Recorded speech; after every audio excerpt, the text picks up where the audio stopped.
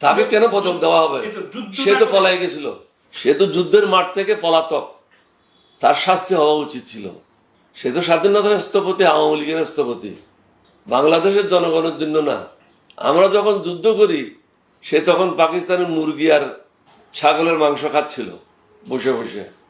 তার ফ্যামিলিকে পাকিস্তান আর্মির থেকে অ্যালাউন্স দেওয়া হয়েছিল। শেখ হাসিনার ছেলে জয়ের জন্ম কোথায় হয় আপনাদের জানা উচিত, সমগ্র জাতির জানা উচিত। ওয়াজেদের ছেলে জয়ের জন্ম হয়েছিল ঢাকা সেনানিবাসের হসপিটালে, সামরিক হসপিটালে, এবং তাদেরকে প্রতি মাসে 1500 টাকা করে ভরণ পোষণের জন্য পাকিস্তানিরা ভাতা দিত। পাকিস্তানের ভাতা নিয়েছে, পাকিস্তানের সব সুযোগ সুবিধা নিয়েছে।